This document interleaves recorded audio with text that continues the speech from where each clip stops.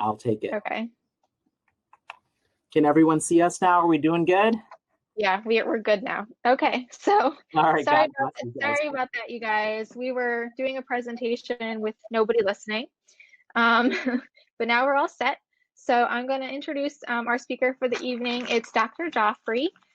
He is from Henry Ford Health System in Detroit, Michigan. He's a gastroenterologist and transplant hepatologist. And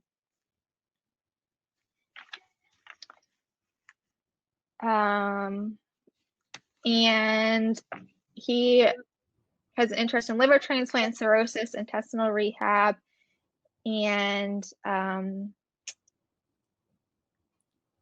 short bowel syndrome. Sorry, I'm getting messages. Some people are saying they still can't see, but it looks like people, if you refresh your screen, you can get on to see. So I apologize again, as technology is getting the best of us this evening. But we're very happy to have Dr. Jafri. He's on our medical advisory board, and he's very knowledgeable on intestinal and multivisceral transplant. And so he's going to give a great presentation for us this evening. And so let's go ahead and try and get this started again. Thanks, Dr. Jafri. Absolutely. So everyone, continue to let us know if you're having any technology difficulties. That's always the toughest part in our virtual world. So just kind of let us know if there's any other issues that come up, and we're more than happy to continue to talk you through it as well. So just in terms of what we were talking about today, I want to thank Kayla and Transplant Unwrapped for inviting me to talk about intestinal transplant and multivisceral transplant.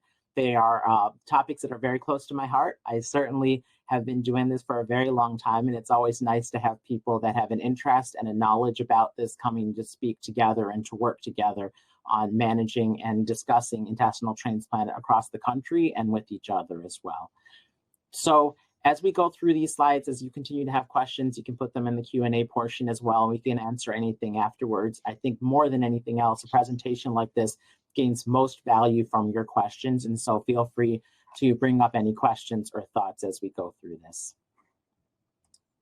So in terms of intestinal multivisceral transplant, it's a very new field. And what we know is that intestinal and multivisceral transplant had its infancy in 1987, quite recently, with Thomas Starzl doing that first multivisceral transplant at that time.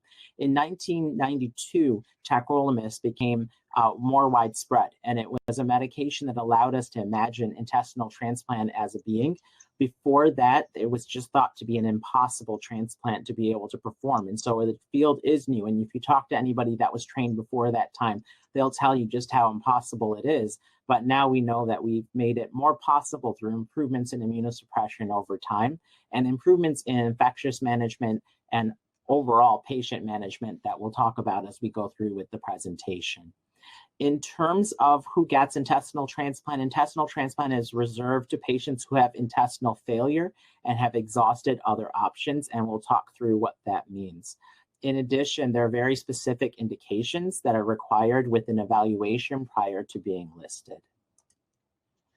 So what is intestinal failure? What are we talking about when we talk about an intestine that's not working?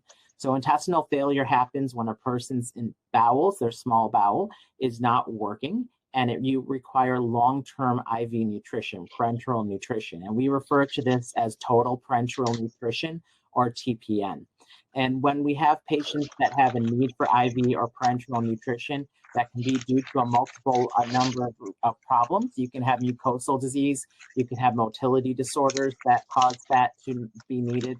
You can have patients that have surgical or anatomical disorders that cause that, or you can have people that have tumors that involve the bowel and overwhelm the bowel, leading to a failure of their intestines. So in terms of indications for transplantation, we know that in general, most patients have an indication with complications due to parenteral nutrition. So that IV nutrition, if people are getting it, involves them having access lines to be able to get the IV nutrition. And so you often with the IV nutrition can gain complications. That includes complications such as chronic liver disease, where you can get jaundice, you can get damage to the liver that can be progressive. You can get problems in terms of infections. And so you can have due to that access line in multiple infections of bacterial infections or fungal infections within a year that can then lead to patients needing an intestine transplantation.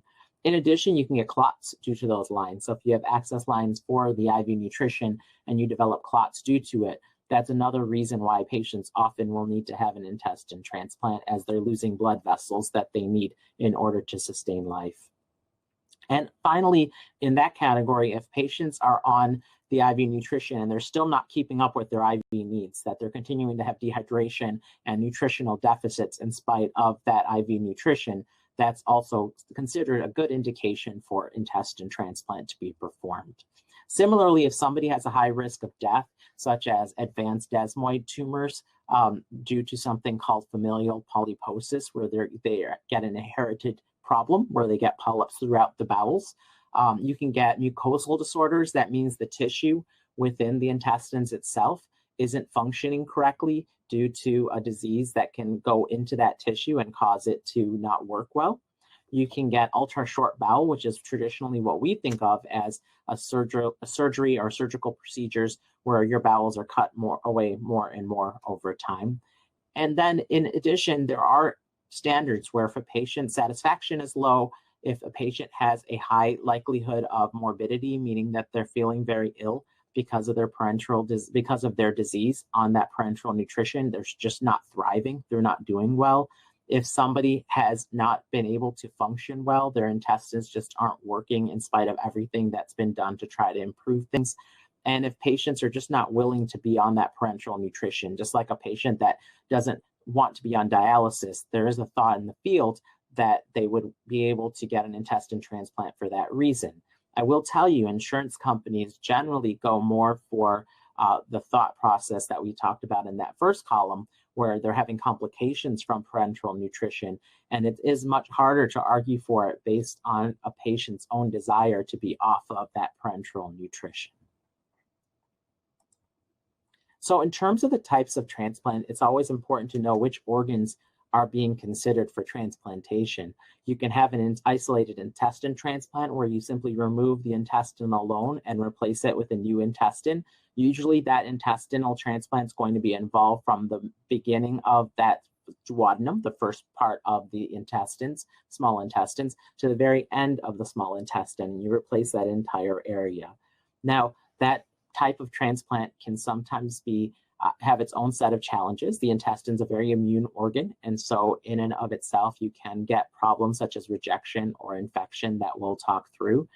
In addition, you can have other types of transplant along with the intestine. For instance, you can get a liver and intestine transplant together. Often this is because a patient has cirrhosis of the liver or other diseases involving the liver, and in addition to that, have intestinal dysfunction, where you couldn't just do a liver transplant alone or an intestine transplant alone, because they both have usually different types of disease states.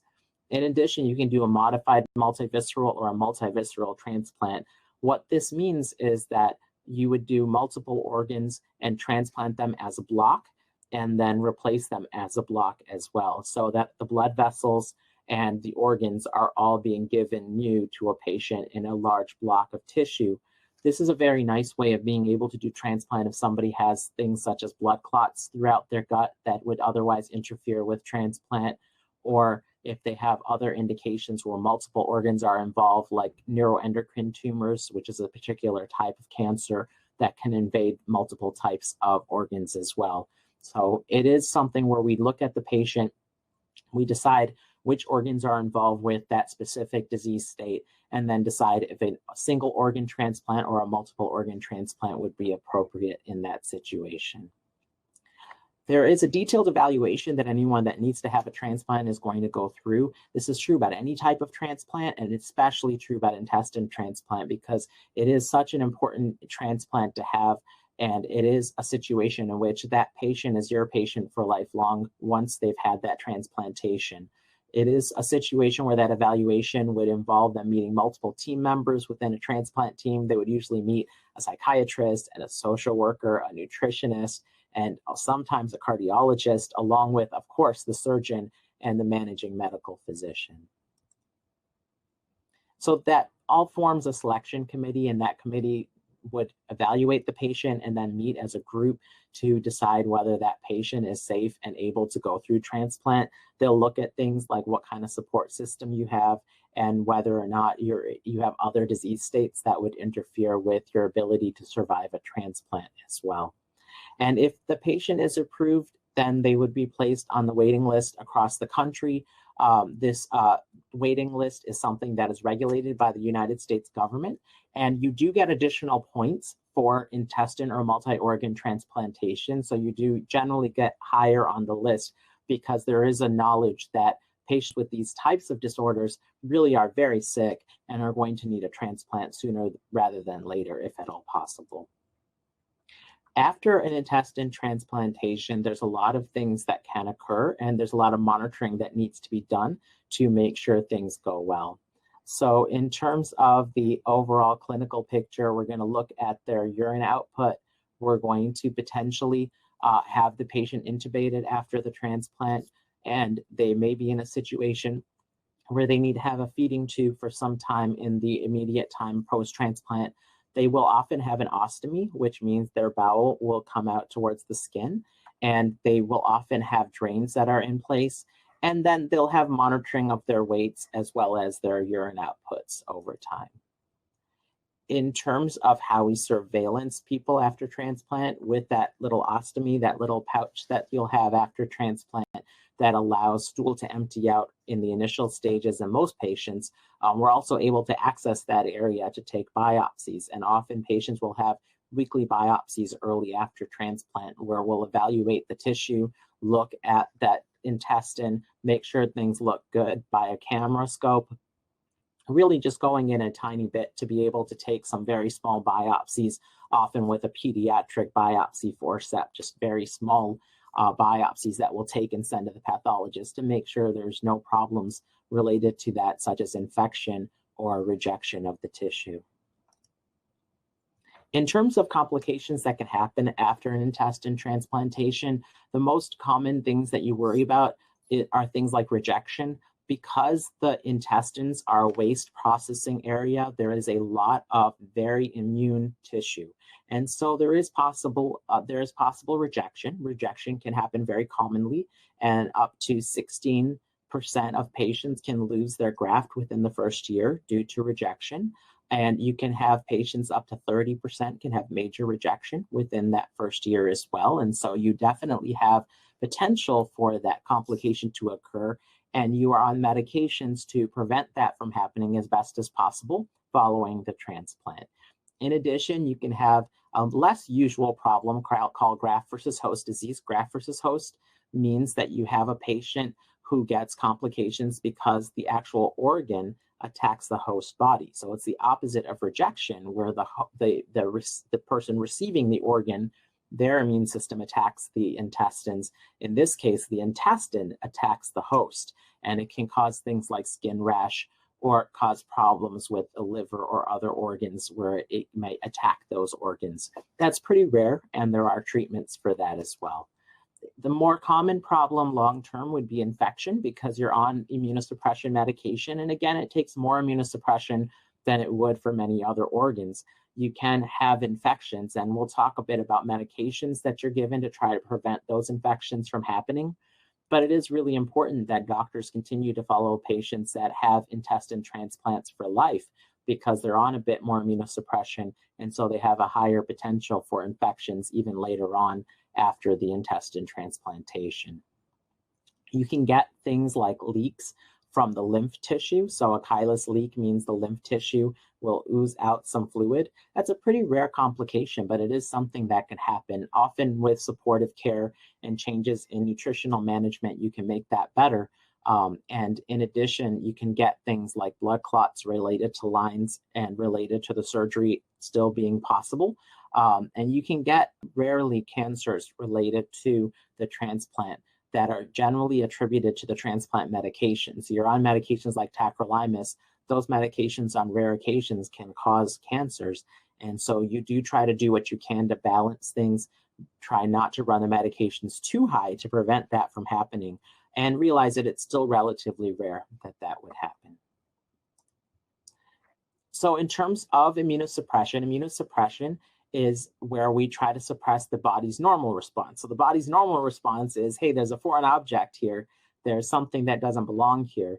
Let's attack that object. And that's something that we see with any type of situation where there's something in the body that the body doesn't recognize. So immunosuppression is when we give medications to the patient to try to help their body immune system relax and not attack that foreign object.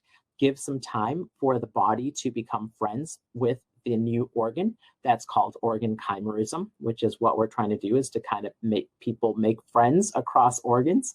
Sometimes with multiple organ transplants, that's a little bit easier because the other organs help as a bridge towards that friendship.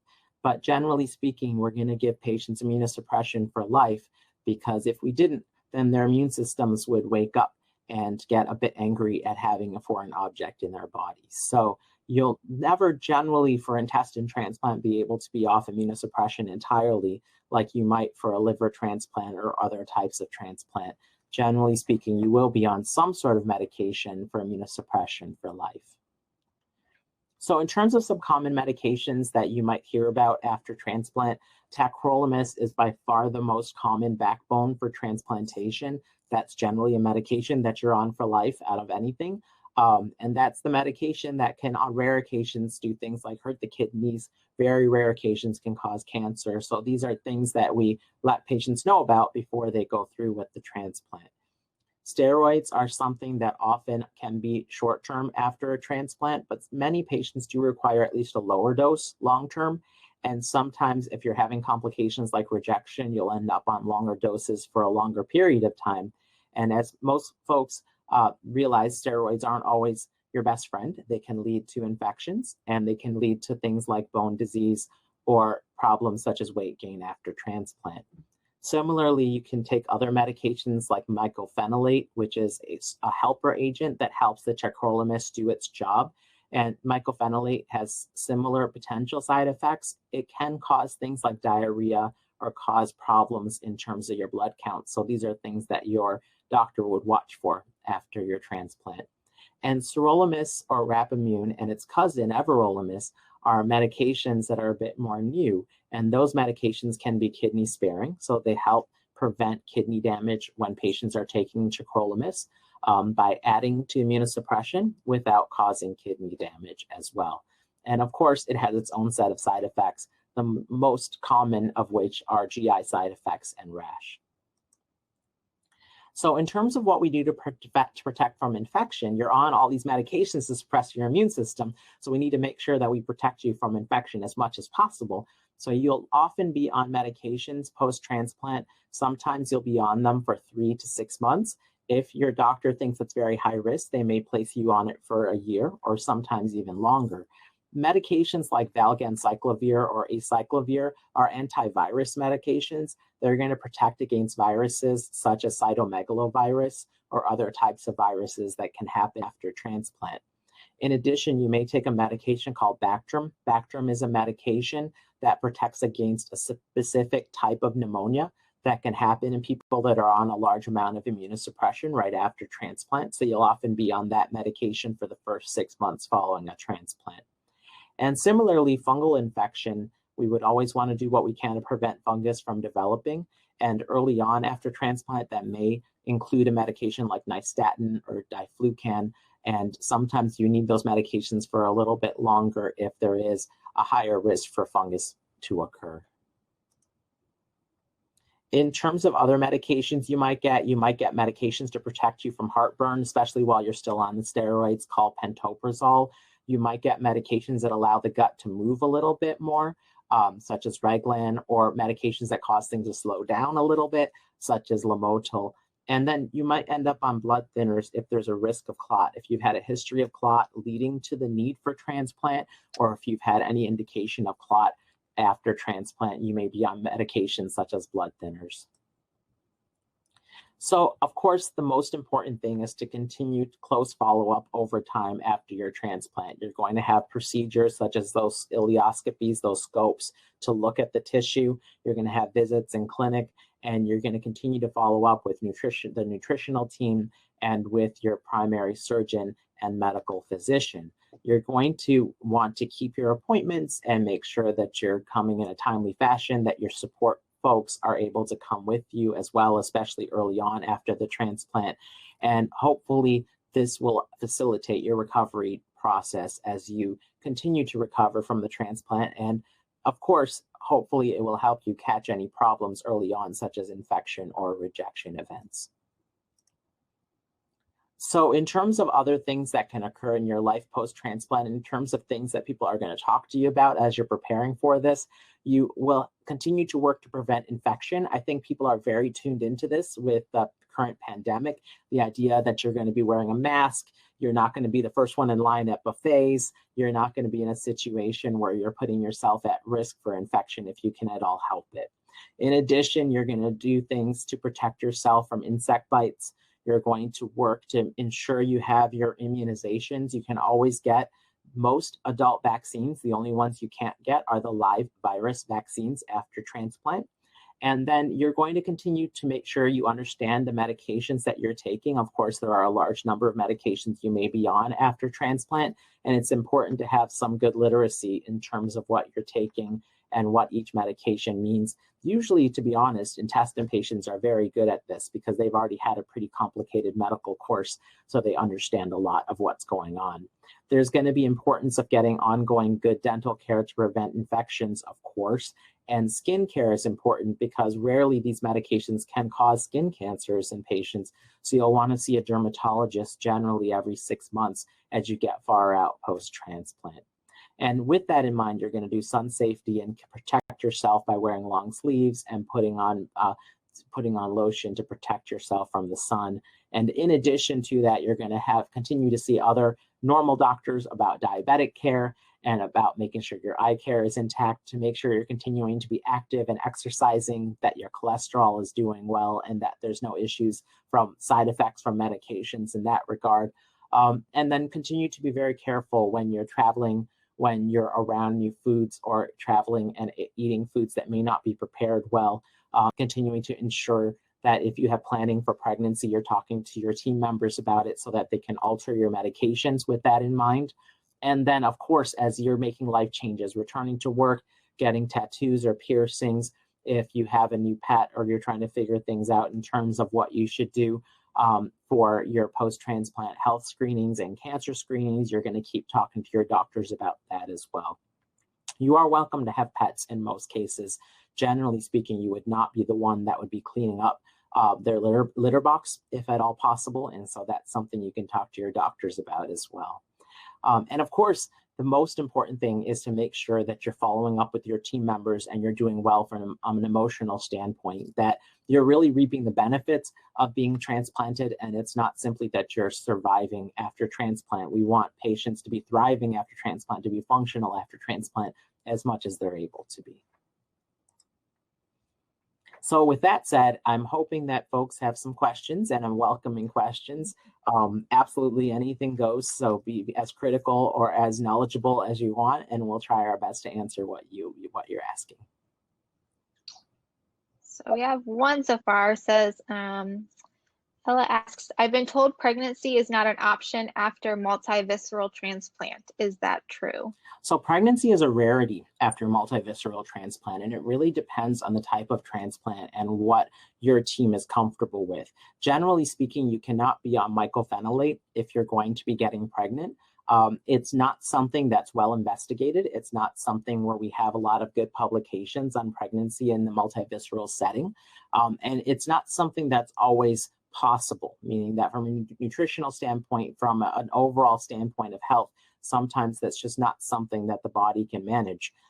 But in terms of impossible, there's nothing to say that something's impossible. Certainly, there is a lot of literature on patients having pregnancy through liver transplant and other organ transplants. It's just because multivisceral transplant is such a new being in the world that it's not something that's been well investigated, and that's probably why a lot of teams would still tell patients to try not to get pregnant. And I know personally, I've met a handful of patients that have had children after intestinal multivisceral transplant, so it definitely is possible. Any other questions?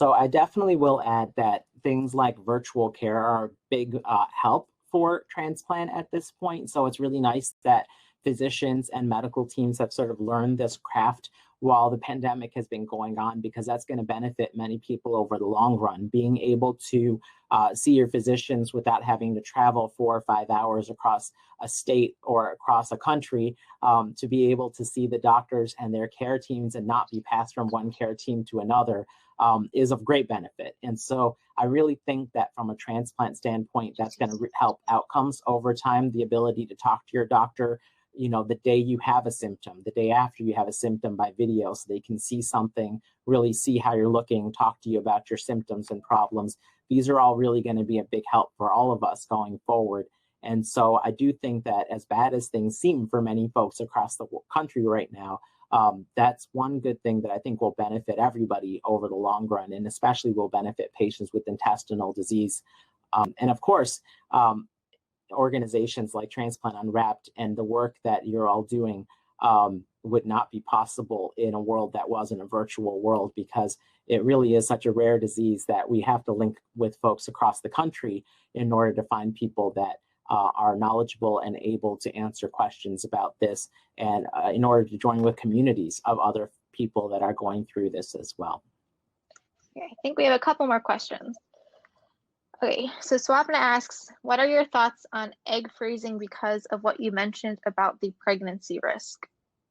I think that there's no harm in egg freezing. Ultimately speaking, that's something where, let's say you freeze your eggs and then 5 years later, there's enough literature that says that it's not a problem to do multivisceral, to have pregnancies in multivisceral or intestine transplants. Knowledge on this field is continuing to grow over time as we have more and more discussion about it. This field is a very interesting field because it was a very surgical field for a long time. And surgeons don't always share data the way that the medical folks do. Sometimes they have their own protocols and their own patients, and they're not always talking to each other about this. And as time goes on and more medical faculty are involved with intestine and multivisceral transplant, we'll have a lot more discussion about things like pregnancy, and we may be able to gain more comfort, and your team may be able to become more comfortable as time goes on. So I think it's certainly worthwhile, and I don't think there's any harm at all in doing that, of course. And so I would encourage you to do that and just maintain hope that we'll have more knowledge, and perhaps 5 years down the line, your team feels comfortable with it as a possibility. And if they don't, then you haven't harmed anything by doing it. Paula asks, I've had vein graft failure in my last major surgery. They used my legs. Is this a future issue?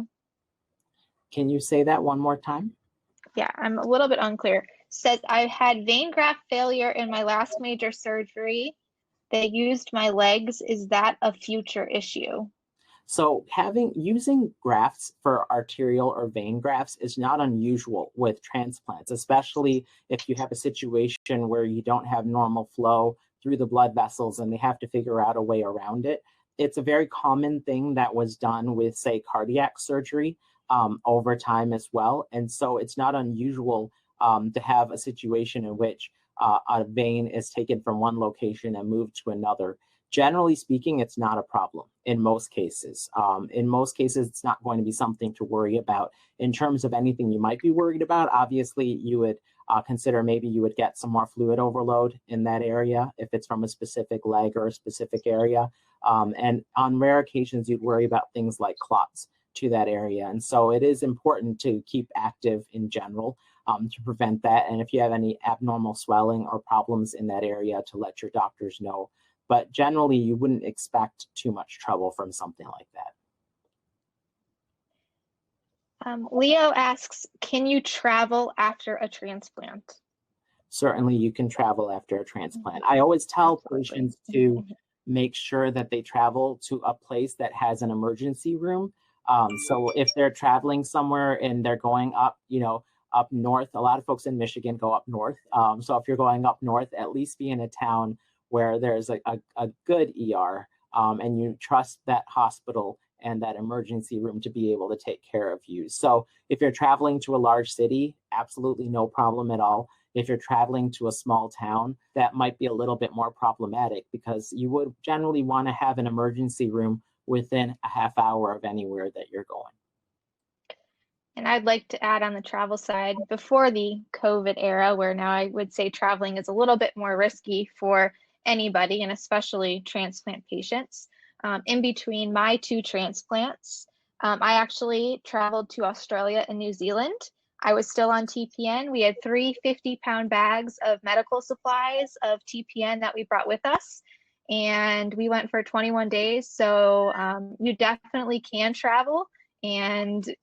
But like I said, it is a different world now, but it's definitely something you can do. So, you don't want to have, part of having the transplant is, getting that gift of life and to live your life. So, and then we have another question from Neville that asks, how many multivisceral transplants do you estimate have been done worldwide? So not very many.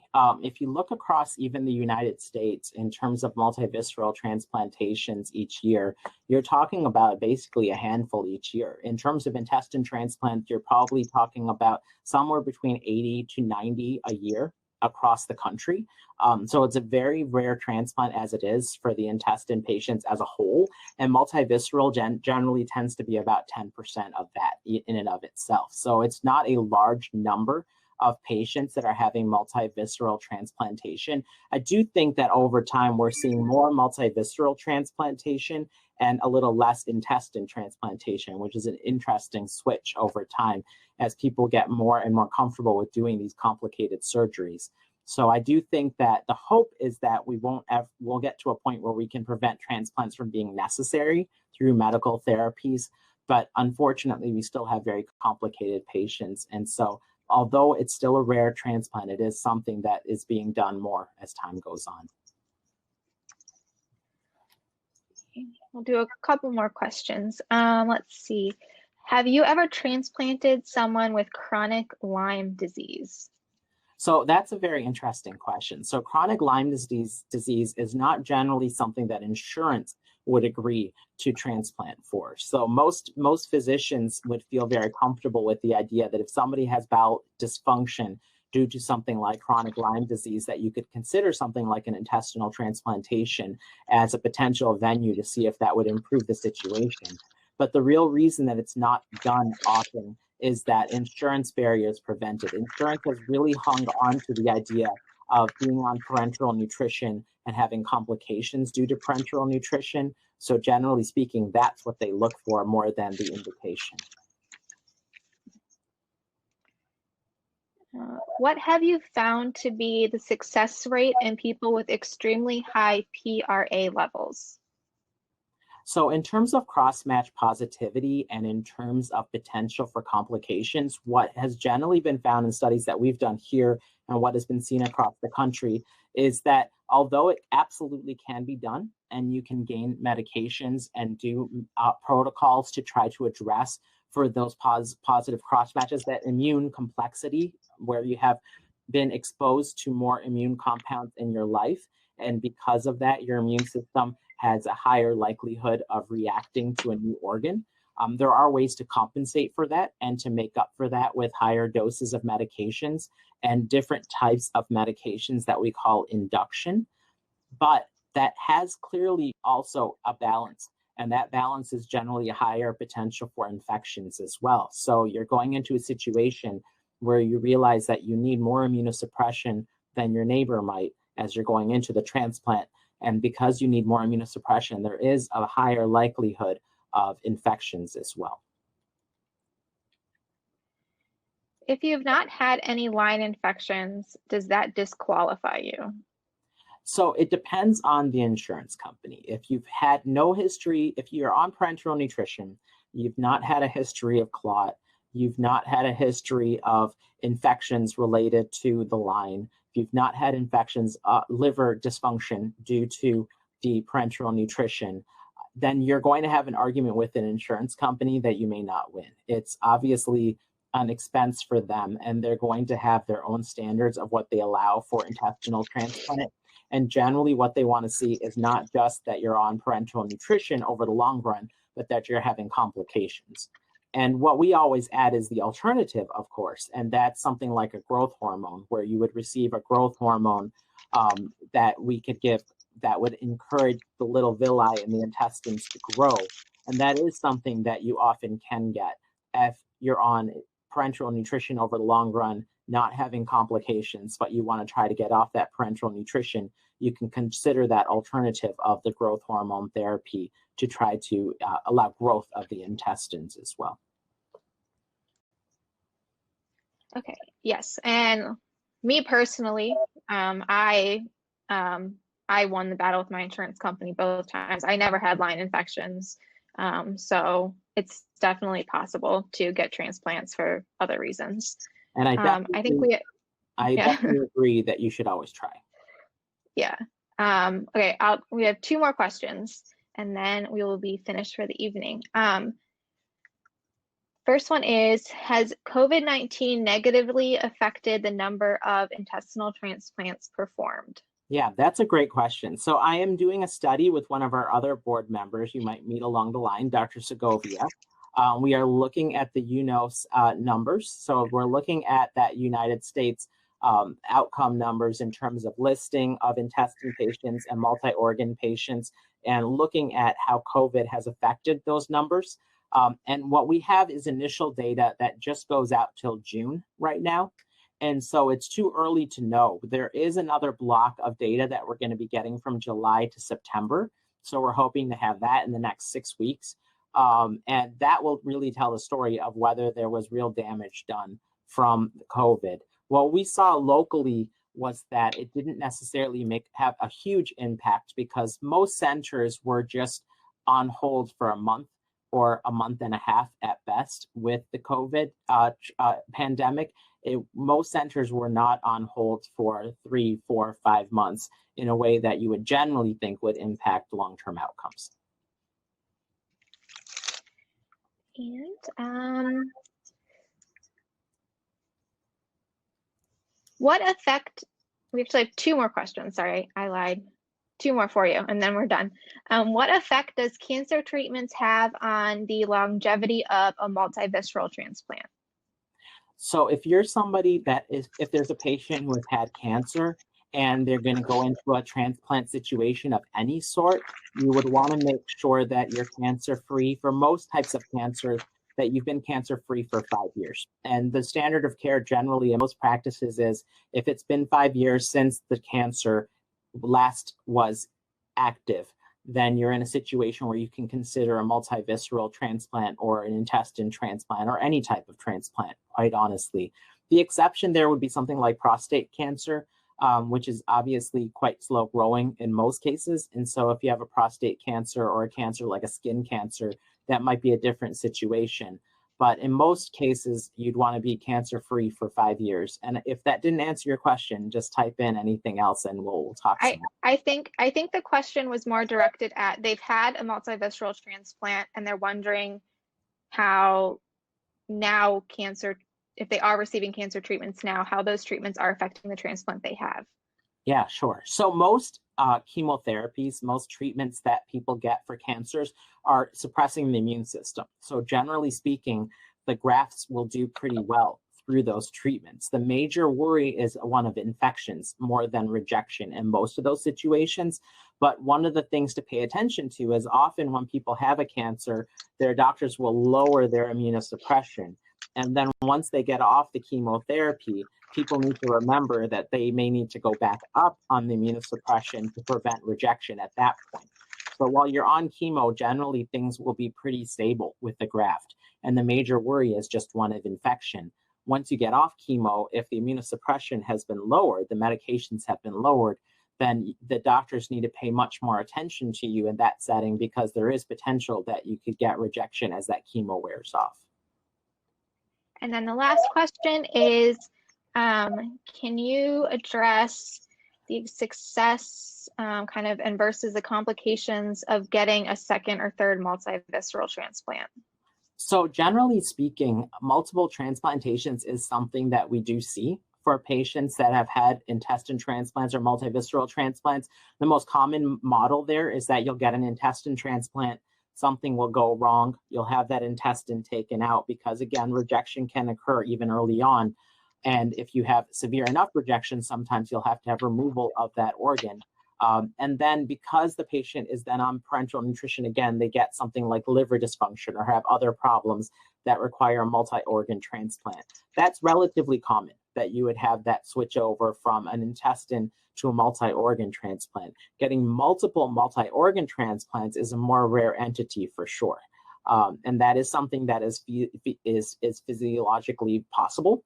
You can do it, but it's not something that there's been a lot of experience with in general in terms of doing repeat multi-organ transplants on a repeated basis where someone can make a conclusion about the true safety and feasibility. In theory, there's no reason you couldn't do it, quite honestly. There's no reason that you couldn't get a multi-organ transplant more than once. The things that you would think about the most are things like kidney disease. As you're going through the immunosuppression over and over again, you may get damage to your kidneys from that immunosuppression. And most times, if you do get kidney damage, the surgeons are pretty reluctant to include a kidney transplant as part of that multi-organ transplant. That's considered a very complicated situation.